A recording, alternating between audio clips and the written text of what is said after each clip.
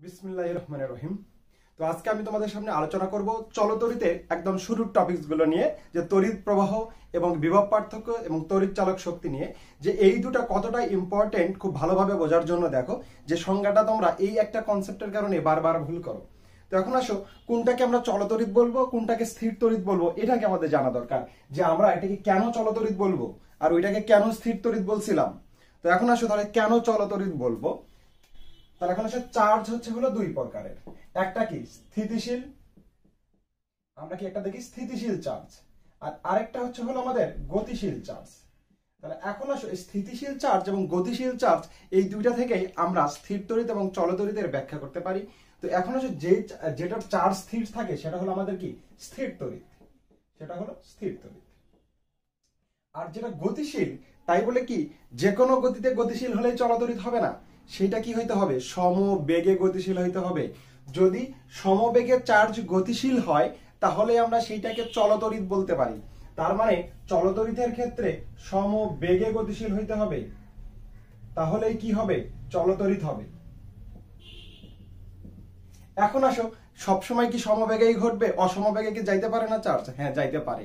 তাহলে হ্যাঁ, যখন চার্জটা কি হবে অসমবেগে যাবে তখন আমরা ওইটাকে আর চলতড়িৎ বলবো না, তখন ওইটাকে ইলেকট্রোম্যাগনেটিজম। তো এখন মনে রাখবা, ইলেকট্রোম্যাগনেটিজম তোমাদের অধ্যায় তোমাদের সিলেবাসে কোথাও নেই, সুতরাং আমি ওইদিকে যাব না। তো আমাদের সিলেবাসে আছে কি চলতড়িৎ। তার মানে ইলেকট্রন যদি কি হয় সমবেগে চলে, বা তোমার চার্জের গতি যদি কি হয় সমবেগে চলতে থাকে, তাহলে সেটা আমরা কি বলবো চলতড়িৎ। চলো তড়িৎ তার মানে কি তড়িৎ তুমি চলো, তার মানে কি অবশ্যই চার্জ বা ইলেকট্রন গতিশীল হইতে হবে। তো এখন আসো সেইটা একটু আলোচনা করি। তাহলে আমাদের তড়িৎ কি জিনিস বা তড়িৎ প্রবাহটা কি জিনিস? তাহলে আমরা কি বলি যে ইলেকট্রনের প্রবাহকেই আমরা কি বলি তড়িৎ প্রবাহ বলি, তাই তো? তাহলে এখন আসো, এই ইলেকট্রনের প্রবাহটাই যে তড়িৎ প্রবাহ, এটা হলো আমাদের কি সনাতন মতবাদ। কিন্তু সনাতন মতবাদটাকে আমরা এখনো কি করছি ধরে রেখেছি, কিন্তু অ্যাকচুয়ালি ইলেকট্রনের প্রবাহের কারণে তড়িৎ প্রবাহিত হয়, কিন্তু তড়িৎ প্রবাহের যে দিক সেটা ইলেকট্রন প্রবাহের বিপরীত দিকে। এই জিনিসটা তোমাদের সবসময় প্যাচ লাগে যে কেন এটা ঘটে, এটা কেন ঘটবে, যেহেতু ইলেকট্রন প্রবাহের দিকটাই তড়িৎ প্রবাহের কারণ, তাহলে ইলেকট্রন যেদিকে প্রবাহিত হবে তড়িৎ তো সেই দিকেই প্রবাহিত হওয়ার কথা, কেন হয় না? অ্যাকচুয়ালি তড়িৎ প্রবাহিত হয় আমাদের কিসের কারণে? ধনাত্মক কপারের কারণে। তো এখন আসো, সেই ধনাত্মক কপারের কারণে কিভাবে তড়িৎ প্রবাহিত হয় সেইটা নিয়ে আমি তোমাদের সামনে একটু আলোচনা করার চেষ্টা করব। তো আসো আমি একটু আলোচনায় ফিরে যাই। তো আমি একটা সার্কিট বানায় ফেলি বা একটা বর্তনী বানায় ফেললাম। তো এই হলো আমার একটা বর্তনী। তাহলে এইটা কি আমার হলো একটা সেল।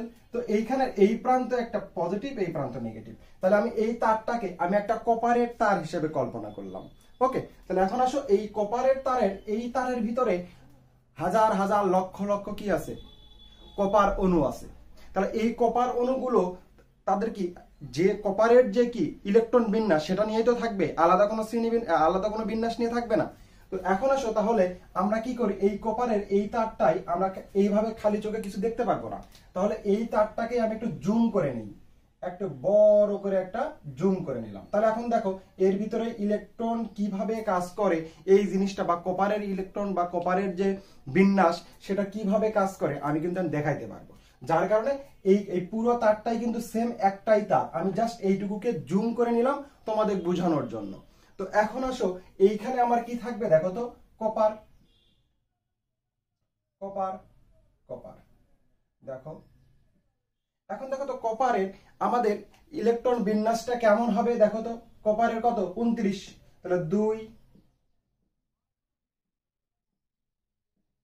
8 কত হলো 10, তাহলে 2 8 10 হলো।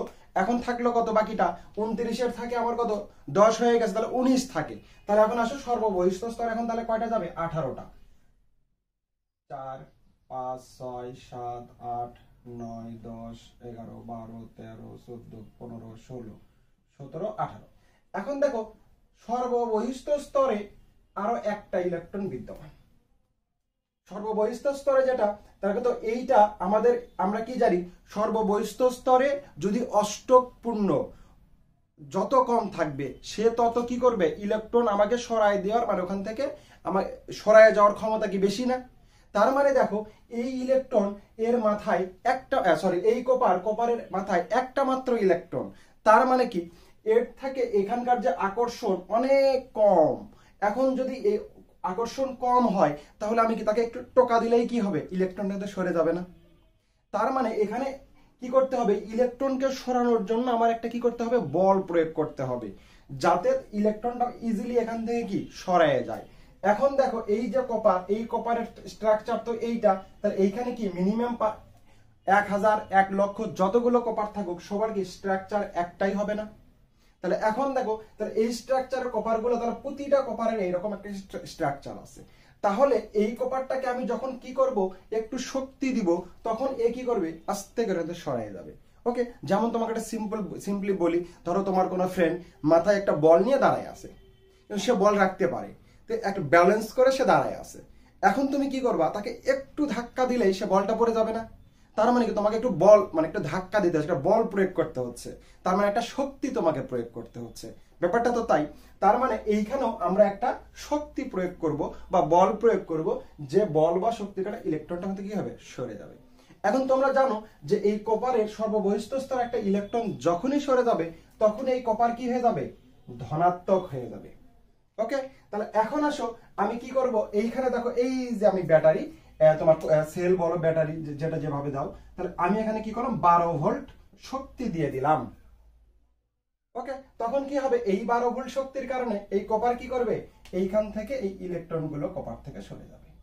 তাহলে দেখো যখন সরে যাবে এই তো ব্যাপারটা হবে, তখন এই কপার গুলো কি হয়ে যাবে, ধনাত্মক কপারে পরিণত হয়ে যাবে, এই ধনাত্মক কপারে পরিণত হয়ে যাবে।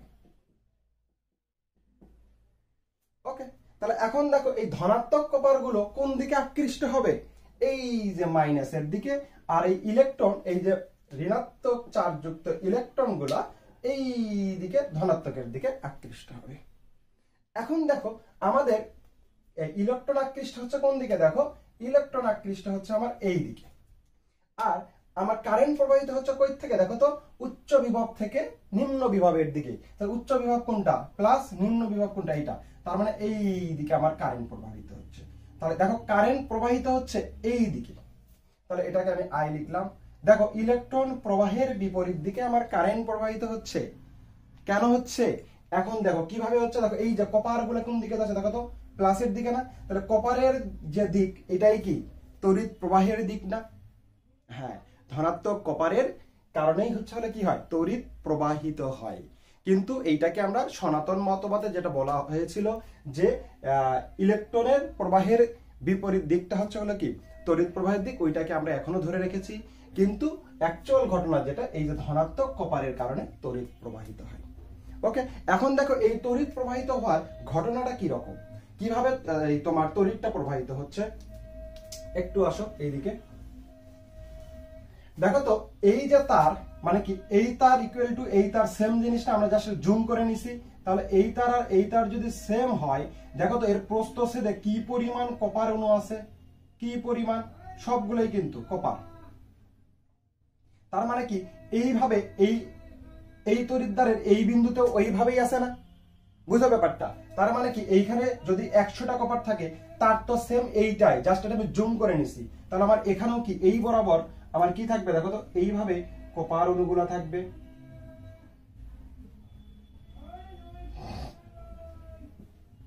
ব্যাপারটা তো এরকম, সেম কাহিনী এখানেও।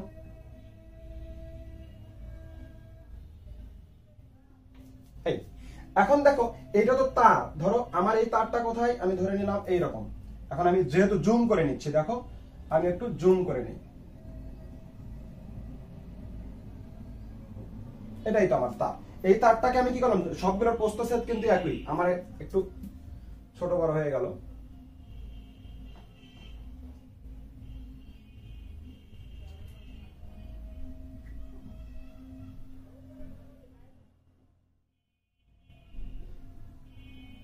পুরো তারটাকে দেখো জুম করে নিলাম, এটা প্লাস এটা মাইনাস। তাহলে এখন দেখো এর ভিতরে কি আছে, সবগুলোই কি কপার না? তার মানে এই দিক দিয়ে যতগুলো অণু গেছে সবগুলো কপার, এইভাবে গেল এই পর্যন্ত, এখানেও আমার কি কপার অণু।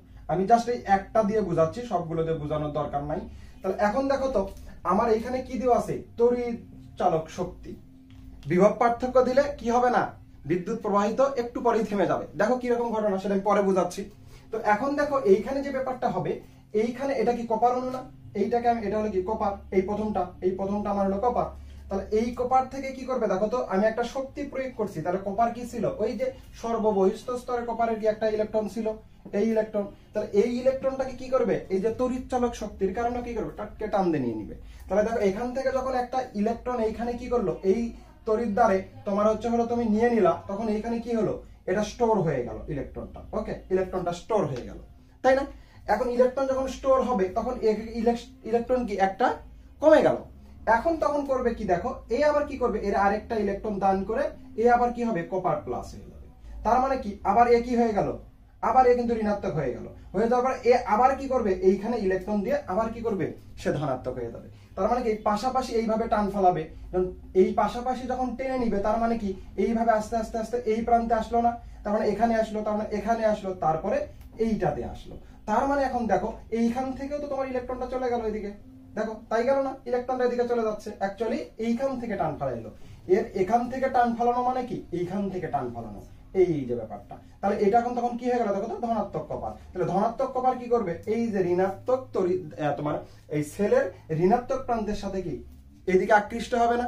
এখন দেখো দুইটা দুদিকে আকৃষ্ট হলো, তাহলে কি 5 সেকেন্ড বা 10 সেকেন্ড পর কি আমার তড়িৎ প্রবাহ কি বন্ধ হয়ে যাওয়ার কথা না? কিন্তু কখনো দেখছো আমাদের বিদ্যুৎ প্রবাহ থেমে গেছে। তার মানে এই মাঝখানে এমন কোন একটা ব্যাপার আছে, যে ব্যাপারটার কারণে এইখানকার যে কি কপার, তোমার এই যে এখানকার যে ইলেকট্রন, সেই ইলেকট্রনকে আমি ধাক্কা দিয়ে এই দিকে বের করে দিতে পারছি। আর এই দিকে বের করে দিতে পারলেই তাহলে এই কপারটা আবার কি হবে, ঋণাত্মক হবে, আবার ওই আগের প্রসেস শুরু হয়ে যাবে। তার মানে কি মাঝামাঝি আমার একটা শক্তি আছে, যে শক্তিটা কি করছে, এই যে এইখানকার ইলেকট্রনকে এখানে স্টোর হতে দেয় নাই, সে ধাক্কা দিছে। তার মানে যদি ইলেকট্রনটা এখানে স্টোর হয়ে যায়, তো তার মানে এইখানে তখন কোনো শক্তি তুমি অ্যাপ্লাই করলা না। তো ইলেকট্রন, কারণ কি এইখানে যখন ইলেকট্রন আসবে, সেই ইলেকট্রন অবশ্যই মাইনাস এই মাইনাস প্রান্তে এসে যুক্ত হবে না। কারণ কি সমধর্মী চার্জ পরস্পরকে বিকর্ষণ করে, তার মানে এ এখানে আসতেই পারবে না, ওকে বাধা দিবে। তার মানে কি সে আসতে পারবে না। এই যে এই ব্যাপারটা, যদি মাঝখানে কোনো শক্তি না থাকে, এইটা হলো বিভব পার্থক্য, অর্থাৎ ভোল্টেজ যেটাকে বলি। এখন দেখো বিভব পার্থক্য কোনটা, যদি এর মাঝখানে কোনো শক্তি না থাকে। তার মানে কি দেখো, এই ইলেকট্রন গুলো এখানে এসে জড়ো হবে, ধনাত্মক কপার গুলো এখানে জড়ো হবে, ততক্ষণ জড়ো হতে থাকবে যতক্ষণ তারা কি না আসে, সাম্য অবস্থায় না আসে, ততক্ষণ তারা এভাবে মানে এই প্রান্তে আসবে, ওই প্রান্তে আসবে। ব্যাপারটা বুঝতে পারছো? তার মানে এক সময় কি হবে, তড়িৎ প্রবাহ থেমে যাবে। এইখানে যখন স্টোর হয়ে যাবে, তখন তড়িৎ প্রবাহ থেমে গেল, তার আর কি বিদ্যুৎ প্রবাহিত হবে না। কি বাস্তবে তাই ঘটে না। তার মানে মাঝখানে শক্তি একটা তোমার কি আছে, শক্তি দেওয়া আছে, যে শক্তি কি করতেছে, এই ইলেকট্রনকে এক প্রান্ত থেকে আরেক প্রান্তে তোমার ধাক্কা দিয়ে বের করে দিচ্ছে। তাহলে এখন আসো সেই ধাক্কা দেওয়ার ব্যাপারটা একটু আমি তোমাদেরকে বুঝাই কিভাবে। ধরো এটা একটা আমার পানির ট্যাঙ্কি,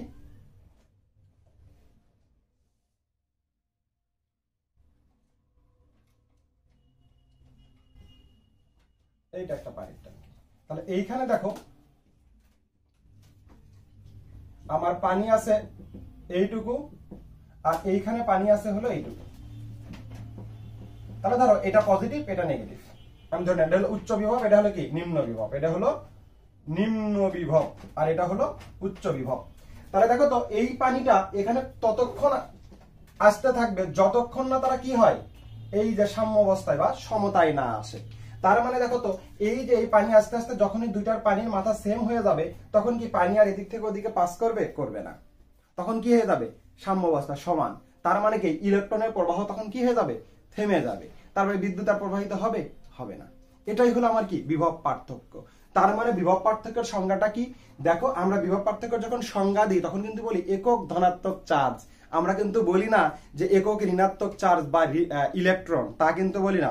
বলি কি একক ধনাত্মক চার্জ, তার মানে যে কপার প্লাস, এই যে একক ধনাত্মক চার্জকে ওই তোমার হলো বর্তনীর এক প্রান্ত থেকে অন্য প্রান্তে নিয়ে আসতে। তাহলে দেখো একক ধনাত্মক চার্জকে বর্তনীর এখান থেকে না, এই যে এখান থেকে কপার ধনাত্মক হলো কোথায়, তাহলে এখান থেকে বা যে কোনো একটা পয়েন্ট বলতে পারো, তাহলে কপার ধনাত্মক, বা এখানেও বলতে পারো কপার ধনাত্মক। তার মানে এই একক ধনাত্মক চার্জকে বর্তনীর এক বিন্দু থেকে অন্য বিন্দুতে নিয়ে আসতে, এই যে এক বিন্দু থেকে অন্য বিন্দুতে নিয়ে আসতে যে পরিমাণ কাজ করতে হয় তাকে আমরা কি বলি?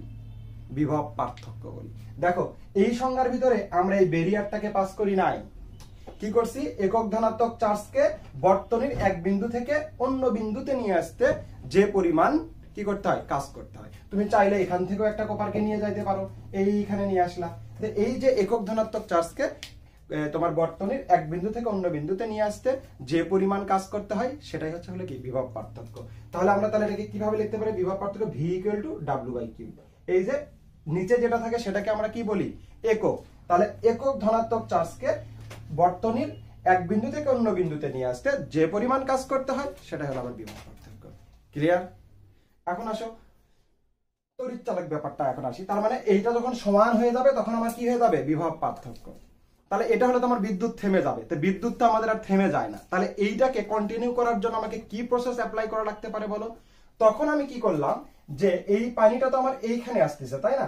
আমি কি করলাম, এর সাথে একটা মোটর সেট করে দিলাম। যে মোটর এখান থেকে যেটুকু পানি এখানে যাবে আমি একটা মোটর সেট করলাম, সেই পরিমাণ পানি সে কি করবে? এইখানে আবার ফেলে দিবে। তার মানে মোটর মানে কি? আমি একটা শক্তি অ্যাপ্লাই করে নিলাম, একটা শক্তি প্রয়োগ করলাম। তাহলে এই মোটর সাথে সাথে এখানে প্রতি সেকেন্ডে যে পরিমাণ পানি এই তোমার এই জারে নিয়ে আসতেছে, ঠিক প্রতি সেকেন্ডেই সমপরিমাণ পানি ওই মোটর আবার এই জারে নিয়ে এসে ফেলাই দিচ্ছে। তার মানে দেখো তো, এই মোটর যতদিন বেঁচে থাকবে, মোটরের যতদিন কাজ করার ক্ষমতা থাকবে, ততদিন এই পানির যে ফ্লোটা চলতেই থাকবে না? ঠিক সেম এই রকম ভাবেই এইখানে একটা এই ব্যাটারির ভিতরে একটা তড়িৎ চালক শক্তি দেওয়া থাকে, যেইটা না কি করে, যে এই যে তোমার এইখানে যে ধনাত্মক কপার বা যেটা আসলো ইলেকট্রন, সেটাকে সে কি করে? ধাক্কা দিয়ে ওই পারে পার করে দেয়, এই যে মোটরের মতো। তখন কি হয় দেখো, যখন এইখানে স্টোর হতে দিবে না, বা এই দুই প্রান্তে তখন কি হয়, যখন স্টোর হতে দিবে না তোমার এই চার্জগুলোকে কি করবে? ধাক্কা দিয়ে এই পার থেকে ওই পারে পাস করে দিবে। স্টোর হলে তো বিদ্যুৎ প্রবাহিত হতো না। যখনই ধাক্কা দিয়ে বের করে দিতে পারতেছে, তখনই দেখো এই যে ল্যাকেন্স যেটা, এটা থেকেই যাচ্ছে। তো এই ল্যাকেন্স থাকলে কি হবে? এই বিদ্যুতের প্রবাহটা চলতেই থাকবে। ক্লিয়ার? তার মানে তড়িৎ চালক শক্তির ব্যাপারটা কি? তাহলে একক ধনাত্মক চার্জকে উৎস সহ, এই যে এটা আমার উৎস না, যেখান থেকে আমি কি করতেছি? সেল বা ব্যাটারিটা আমি যুক্ত করছি, তাহলে এটা আমার কি? উৎস। তাহলে একক ধনাত্মক চার্জকে উৎস সহ বর্তনীর এক প্রান্ত থেকে অন্য প্রান্তে স্থানান্তরের জন্য যে পরিমাণ কাজ করতে হয় সেটাই হলো আমাকে তড়িৎ চালক শক্তি। দেখো উৎস মানে, তার মানে আমাকে কি করতে হচ্ছে? এইটাকে আমাকে পাস করতে হচ্ছে, অর্থাৎ এই ব্যারিয়ারটাকে আমি পাস করব। তার মানে কি? উৎস সহ। তার মানে এই যে এখান থেকে এই উৎস সহ এই যে আবার এই বিন্দুতে ফিরে আসলাম। আর আগের ব্যাপারটা কি ছিল? এখান থেকে এইখানে ব্যাপারটা, তাই না? এখন কি এইখান থেকে শুরু হবে, বা এখান থেকেও যদি শুরু করো সেটাও চলবে, এখান থেকেও যদি শুরু করো, তাহলে এই যে এইখান থেকে শুরু করে এই দিক দিয়ে উৎস, এই উৎস সহ এই পুরো পথ পাড়ি দিয়ে আবার এখানে আসলাম।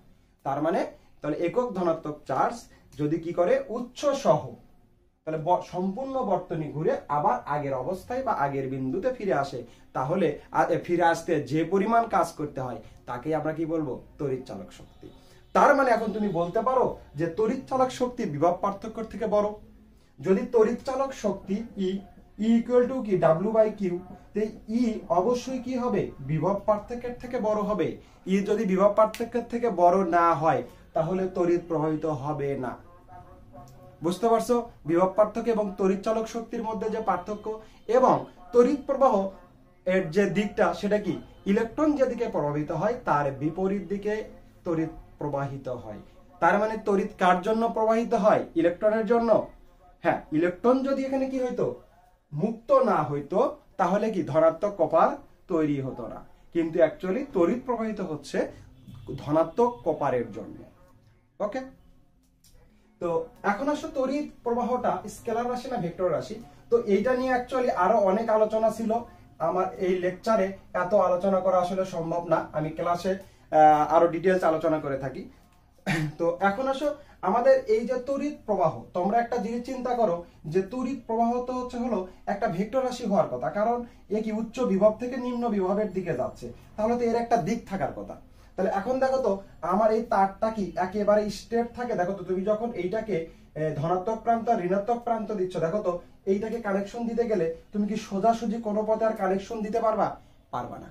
তোমাকে অবশ্যই কি করতে হবে, হয় এই দিকে যাইতে হবে, এইভাবে যাইতে হবে, অথবা কারণ তারা উচ্চ বিভব নিম্ন বিভব দুটো তো কানেকশন লাগতে হবে, তাই না? অথবা এইভাবে যাবে। তাহলে এখন দেখো তো এইভাবে যদি যাই, আমরা শিখলাম কি যে ইলেকট্রন প্রবাহের দিক। তাহলে এখন আসলে ইলেকট্রন যখন যাবে, দেখো তো ইলেকট্রন এইভাবে যাচ্ছে না, তাহলে প্রতি ক্ষেত্রে এর ভিতর দিয়ে কি দেখো তো ইলেকট্রনের দিক একই থাকতেছে, দিক সুনির্দিষ্ট থাকতেছে না। তুমি যেদিকে খুশি সেদিকে দিক দিতে পারতেছো, তার যেদিকে মুভ করাবা সেদিকেই তোমার ইলেকট্রনের দিক মুভ করবে।